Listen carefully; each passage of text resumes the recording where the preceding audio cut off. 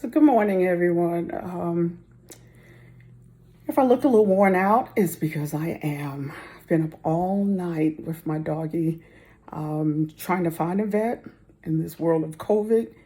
Even the vet ERs get full, so it's been a long night.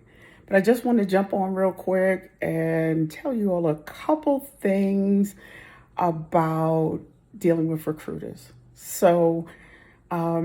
I'm tired, right? And because I'm human, even though I'm a recruiter, uh, it's hard to put on a game face sometimes.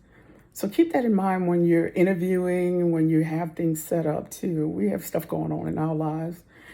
But really, what happened this morning, just don't do this, okay?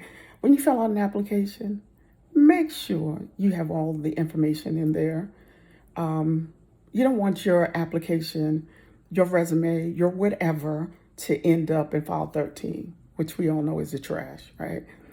And if I had seen this when I was screening this person, his application, that's exactly where it would have ended up. I don't have time to chase you for your information that you should have put on there anyway, basic information. So unfortunately, today was one of those days. I have back-to-back interviews, stacked.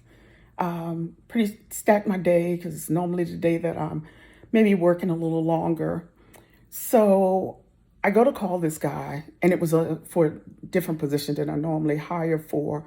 So it was a little bit longer than the typical interview. It was gonna be a little longer interview. So of course today I don't feel like doing that, but I put my smile on, so you could hear it through the phone, and I pull up this guy's information in the system, and there's no phone number. No phone number, no anything. Okay, so I go in, send a nice little message, say, "Hey, call me. This is my number. You don't have any number on your system, in our system." He calls back like 30 minutes later, and he's been blowing up my phone for the last 30 minutes. I just happen to have a little break, about 20 minutes break in between interviews right now. But I don't have time to squeeze your 45-minute interview into the 20 minutes that I have.